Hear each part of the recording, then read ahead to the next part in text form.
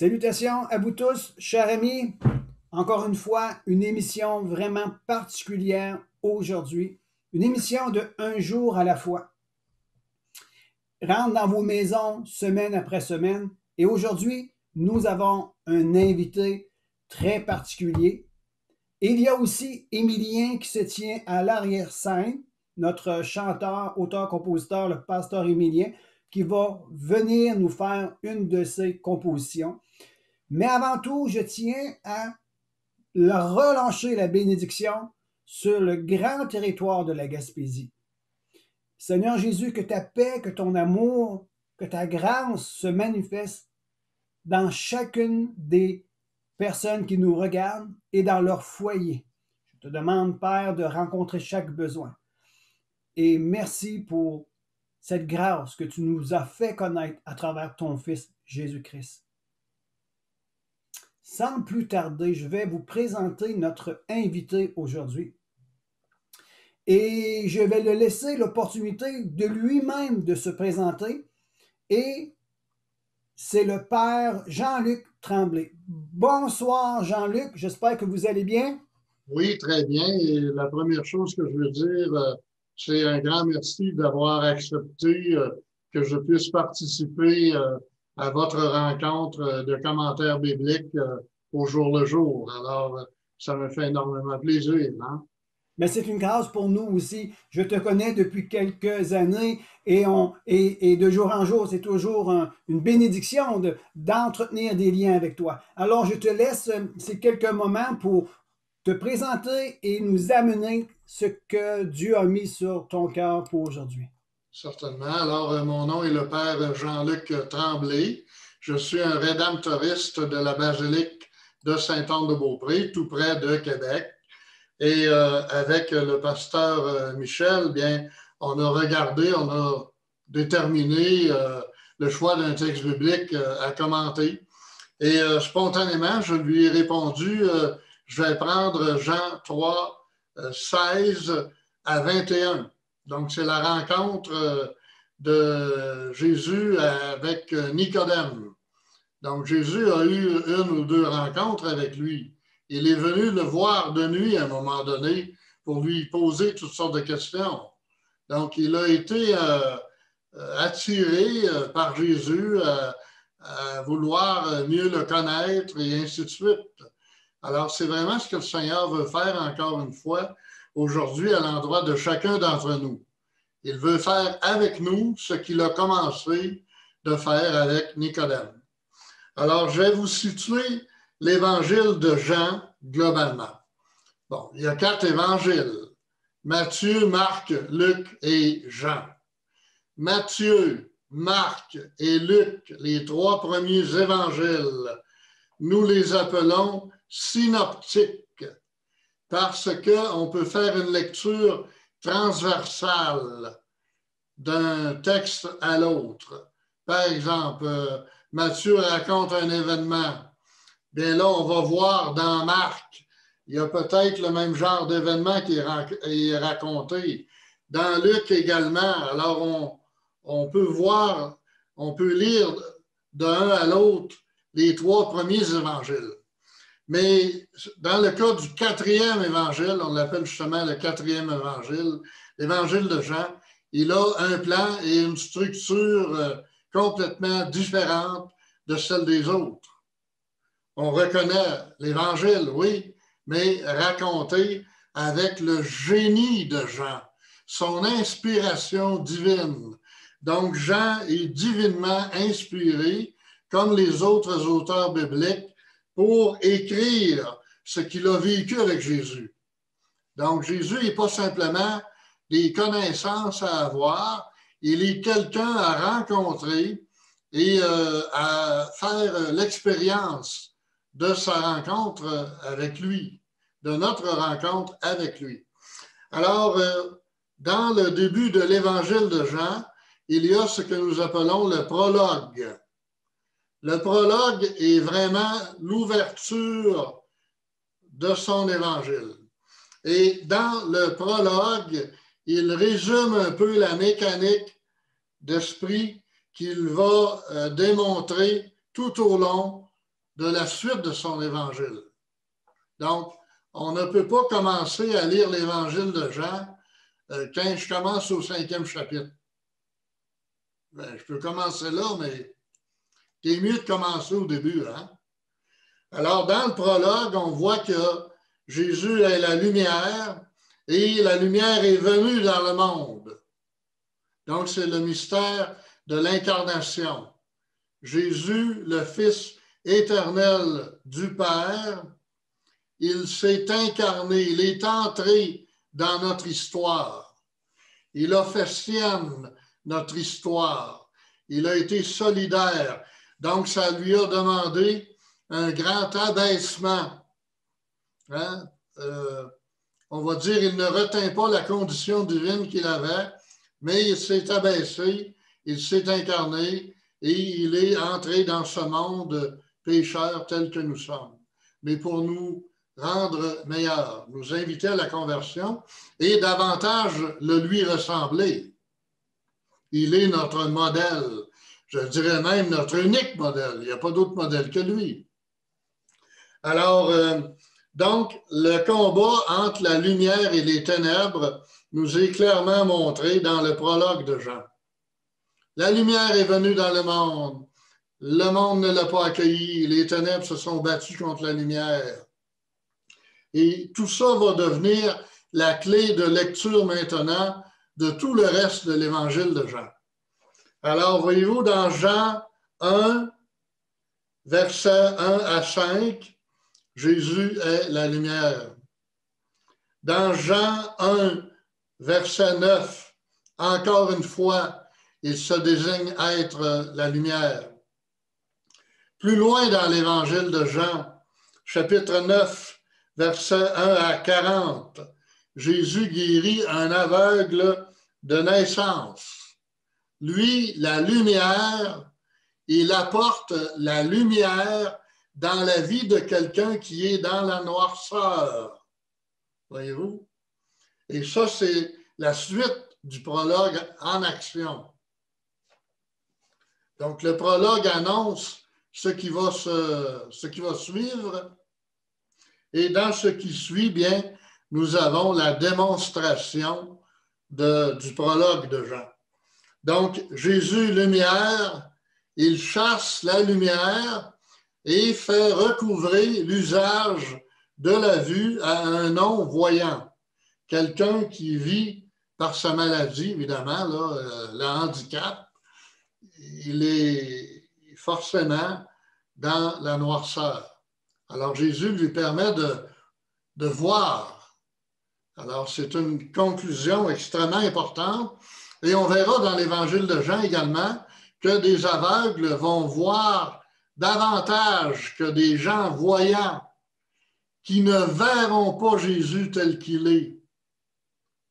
Mais des aveugles pourront le découvrir dans son identité, dans ce qu'il est en lui-même, voyez-vous. Donc ça, je pense que c'est important de le redire. Jean chapitre 11, verset 37. Alors, il y a le rappel de la guérison de cet aveugle de naissance. Plus loin encore dans l'évangile de Jean, Jean 12, versets 35 et 36, marchez dans la lumière. Marchez pas dans les ténèbres, vous allez à nulle part. Dans les ténèbres, nord, sud, est, ouest, on peut se perdre, c'est comme dans le désert, on n'a pas de point de repère. Mais quand on est dans la lumière et que nous sommes éclairés par Jésus qui est l'unique lumière du monde, eh bien, à ce moment-là, on marche dans la lumière. Il éclaire notre chemin, voyez-vous. Il nous guide, il nous accompagne toujours. Donc, marcher dans la lumière au chapitre 12 de Jean. Encore une fois, au chapitre 12, 29, versets 39 et 40, c'est le rappel d'une citation du livre d'Isaïe, où il est question de la lumière et des ténèbres, du combat depuis les origines de la Bible entre la lumière et les ténèbres. Et l'être humain, eh bien, il est le terrain de ce combat entre Dieu et les forces obscures du mal. On ne les voit pas partout, mais il faut les voir là où ils sont.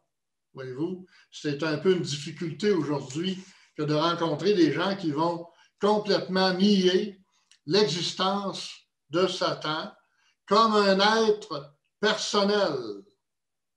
Ils vont nous dire c'est un être légendaire, c'est une figure qui illustre nos malaises intérieurs. Il serait comme un personnage mythique, un mythe, hein? Comme Hercule, hein, dans la littérature grecque. Hein? Hercule, il n'a jamais peut-être existé, mais ils nous le font exister comme ça. C'est un mythe. Alors, le démon, l'adversaire de Dieu, du genre humain, bien, il n'est pas comme nous, mais il est un être vivant. Et il peut nous atteindre et il peut nous influencer, nous tenter. Mais il ne peut pas détruire la création de Dieu. Il peut nous inciter, nous, à la détruire. Mais lui, son cas est déjà réglé. Son cas est fini, là, déjà. Là, hein? Donc, il est perdu à l'heure qu'il est. Là, hein? 22 février 2021, le règne de Satan est fini depuis 20 siècles. Depuis la mort de Jésus sur la croix, il a vaincu toutes les forces possibles et impossibles du mal. Donc, il n'est plus dans le décor déjà presque. Là, hein? Bon. Alors, Jean chapitre 12, 46. Jésus se dit, la lumière venue dans le monde pour chasser les ténèbres.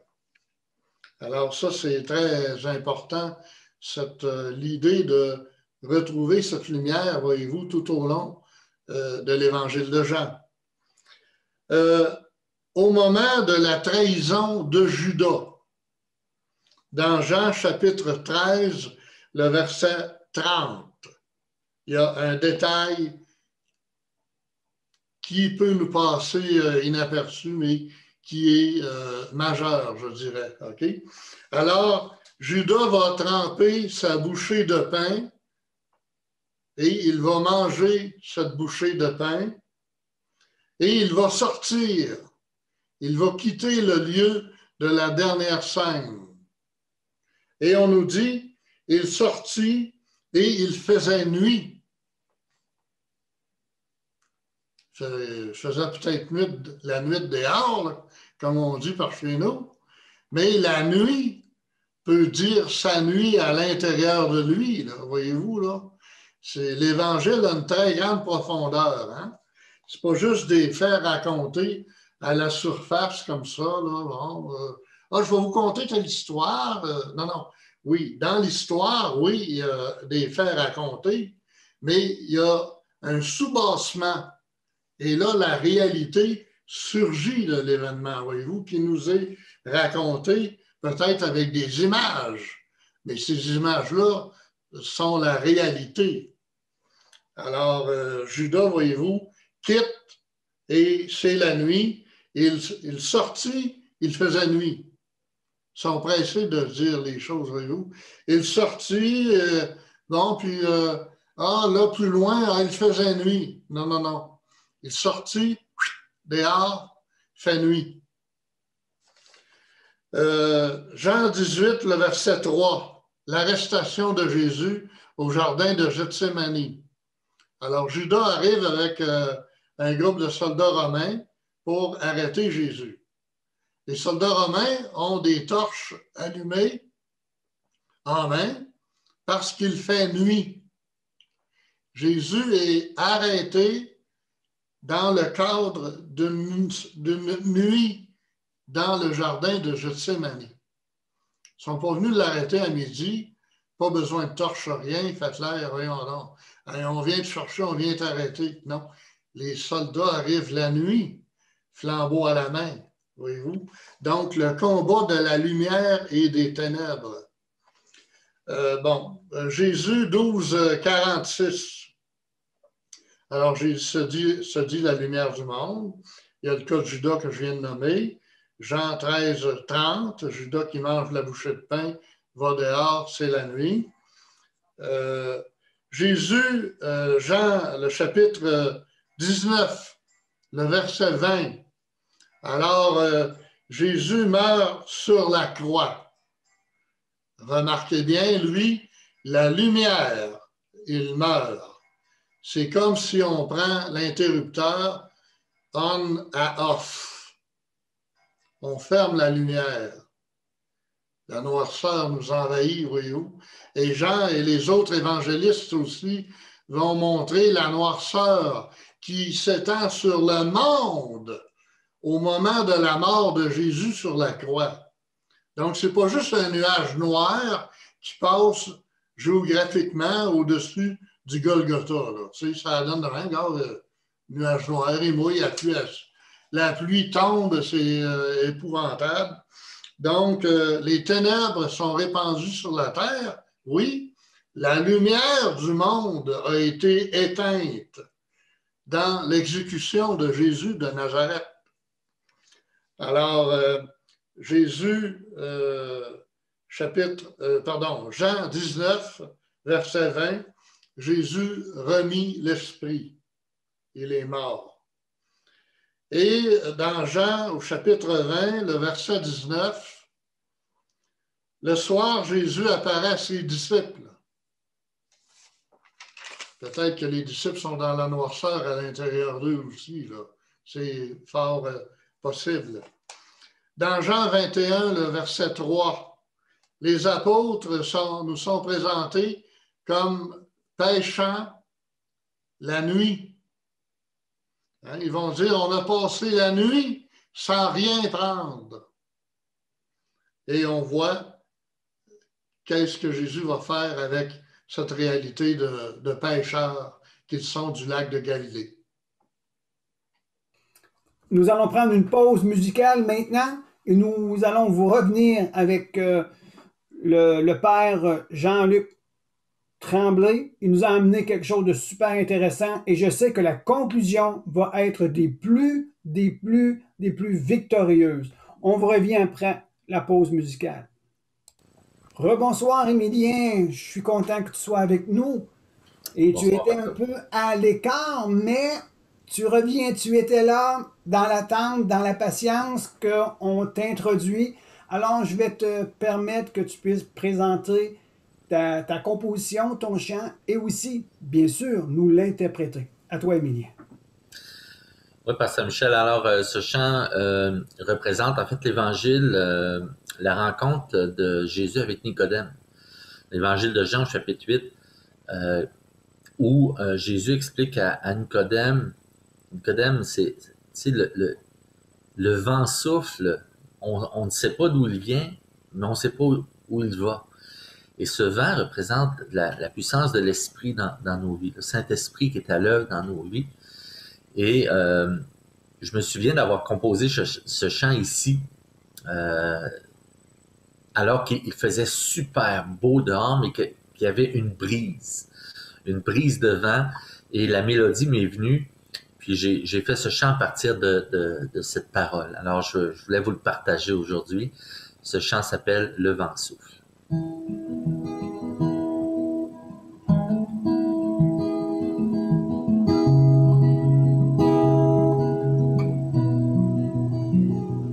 Le vent souffle, nul ne sait d'où il vient ni où il va. Le vent souffle et me laisse entendre le son de ta voix. Le vent souffle, nul ne sait d'où il vient ni où il va. Le vent souffle et me laisse entendre le son de ta voix. J'irai vers toi, Seigneur, me laisse envahir par ton esprit. vais t'aimer, Seigneur, accueillir ta présence dans ma vie. Le vent souffle, nul ne sait d'où il vient ni où il va. Le vent souffle et me laisse entendre le son de ta voix. Je vais t'offrir mon cœur, je sais tu me prendras pour qui je suis. Retirant ma douleur, je ne cesserai de te dire merci. Ouh,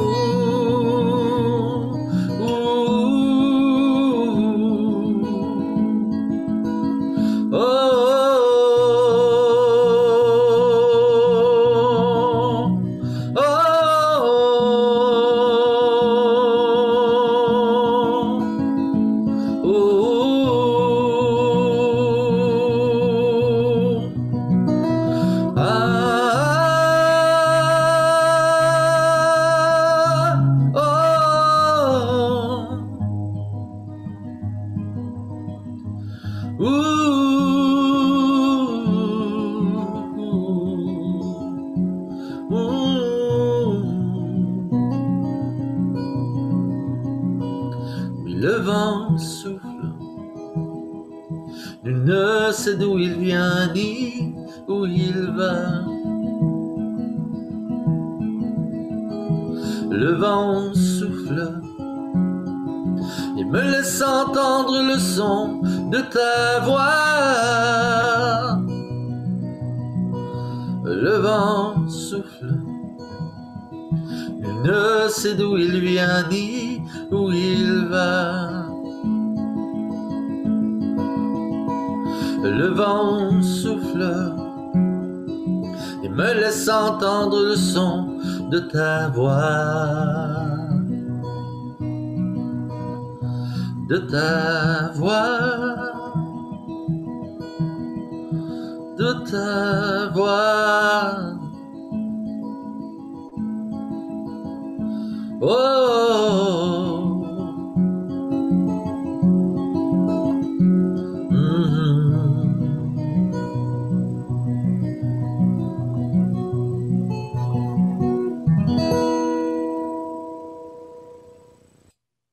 Nous voilà de retour avec le Père Jean-Luc.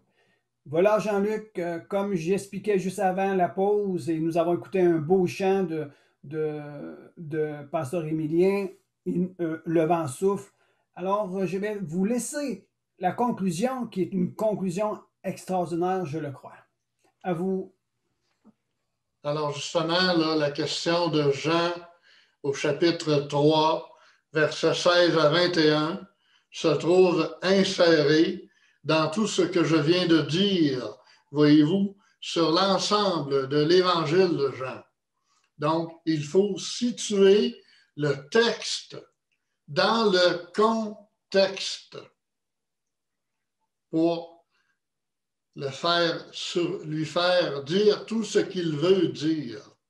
Il n'y a rien de pire que de prendre un texte, de le sortir du contexte. Alors, on fait le contraire, on lit le texte de Jean 3, 16, 21 à l'intérieur de toute l'approche littéraire de Jean.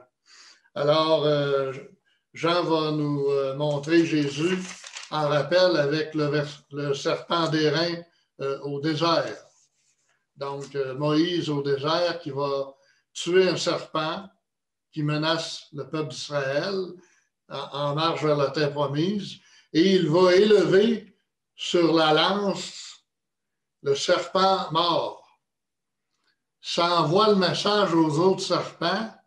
Si vous nous approchez, regardez qu'est-ce qui va vous arriver, là. Alors, tenez-vous loin de nous autres, OK, là? Alors, c'est un signe de victoire sur les forces du mal. Le serpent, d'ailleurs, dans la Bible, qui représente les forces du mal. Alors, Jésus, lui, il est élevé comme le serpent d'airain a été élevé au désert. Le serpent d'airain, ça a été pour être sauvé dans les circonstances. L'élévation de Jésus en croix est pour être sauvé pour l'éternité. Oui, dans notre vie de tous les jours, évidemment, bien sûr, mais un salut éternel, un salut qui n'aura pas de fin. Nous sommes tous appelés à ce salut. Hein? Jésus dit lui-même, « Quand je serai élevé de terre, j'attirerai à moi tous les hommes. » Tous les hommes qui le veulent, tous les hommes qui l'acceptent. Parce que autant on peut accepter Jésus, autant on verra des gens qui, tragiquement, librement, vont le rejeter. C'est une tragédie sans nom. Parce que la plus grande richesse d'une vie, je termine en disant ça, la chose la plus importante, la rencontre de l'être qui est le plus crucial dans une vie humaine, c'est de rencontrer Jésus de Nazareth. De le rencontrer personnellement, mais pas seul. Avec d'autres, on chemine avec Jésus et avec sa parole. Alors voilà ce que j'avais un petit peu à dire en conclusion.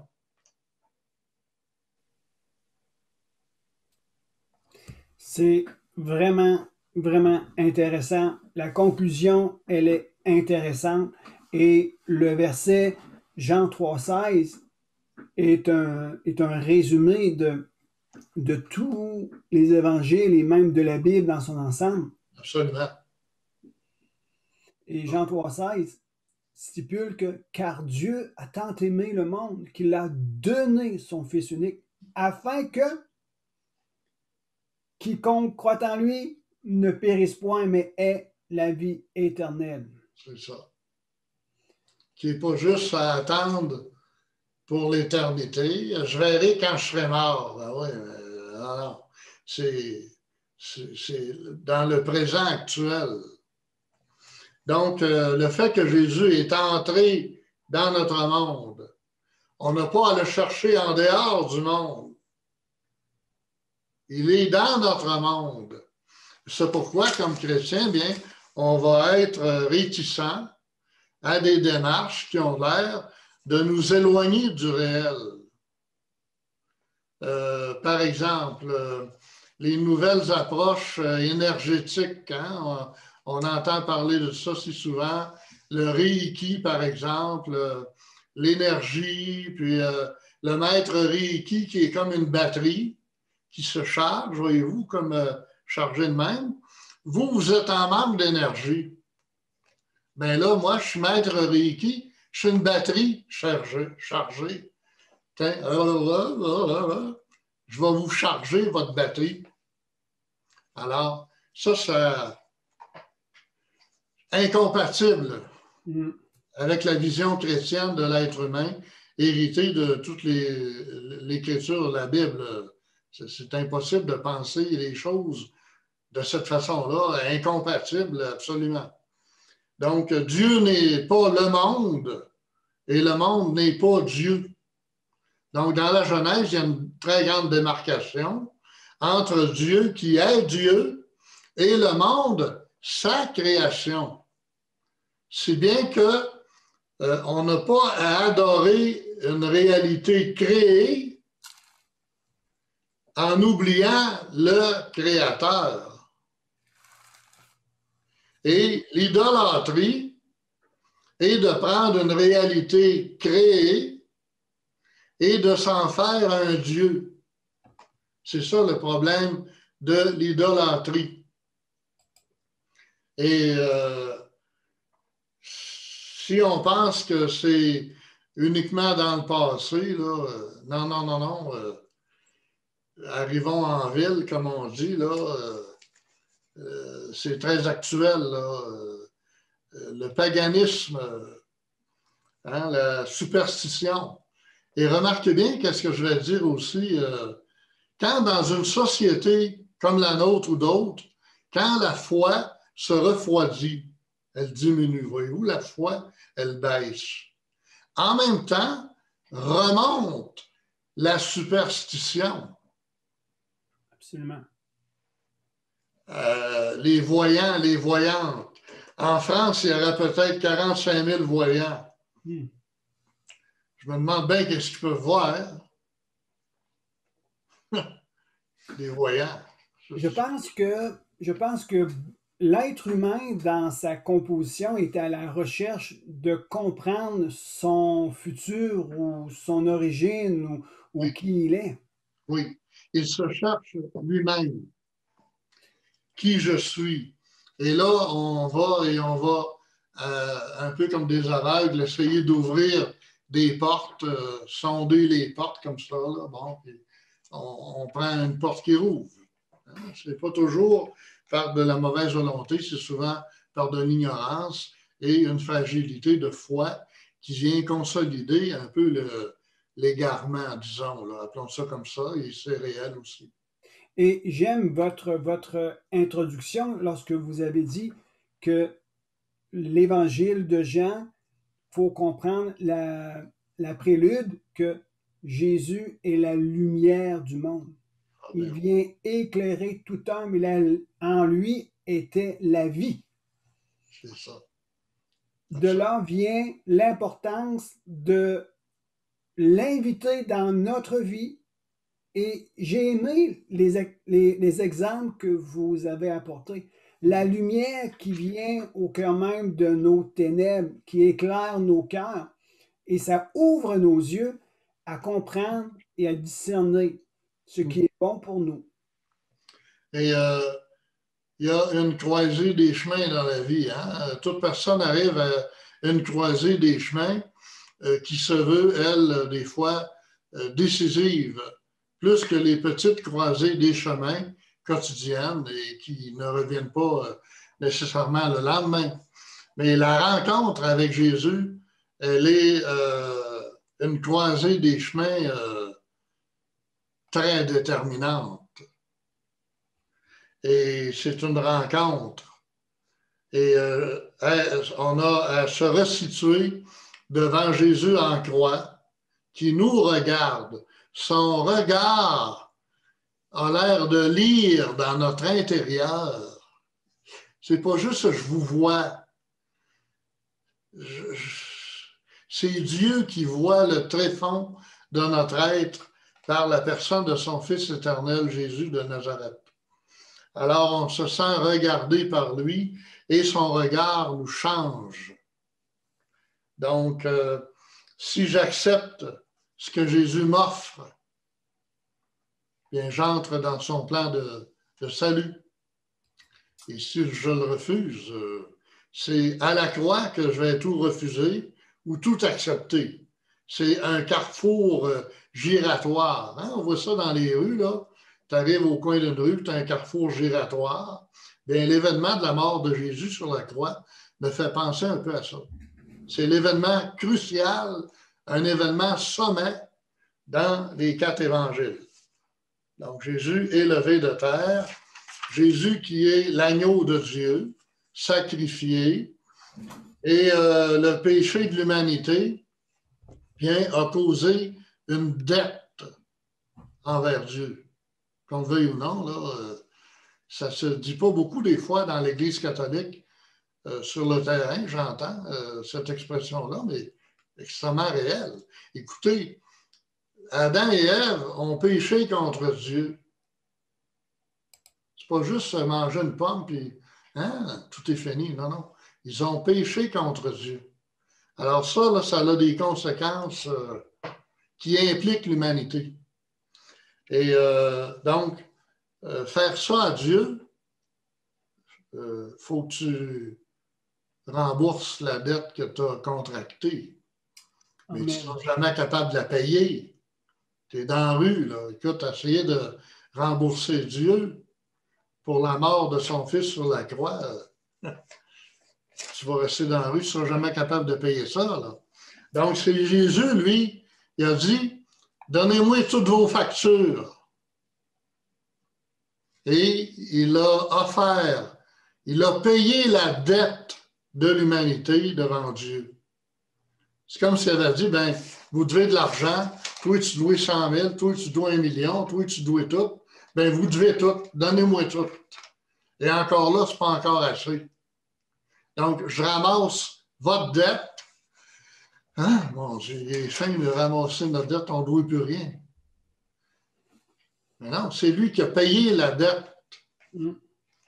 Alors, Dieu a agréé l'offrande de son Fils sur la croix et Jésus nous a inclus avec lui dans son offrande qui nous réconcilie avec le Père dans la puissance de l'Esprit Saint.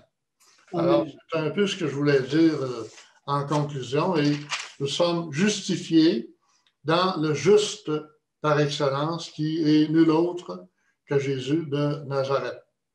Amen. Voilà. Une très belle conclusion. Merci, Père Jean-Luc. Espérant de vous retrouver dans une prochaine émission. Et nous vous laissons sur cela. N'oubliez pas l'amour de Dieu, la grâce qu'il y a en Jésus-Christ et recevez Jésus-Christ. Donnez tout à Dieu. Recevez Jésus comme le sacrifice pour votre propre vie et vous allez découvrir le plan merveilleux que Dieu a pour vous et chaque jour, vous le découvrirez en lisant sa parole, en partageant votre foi les uns envers les autres. Et Dieu est vraiment merveilleux. Merci encore une fois, Jean-Luc. Recevez Jésus comme votre sauveur personnel. Le mot de la fin. Amen. On se revoit très bientôt. Merci beaucoup.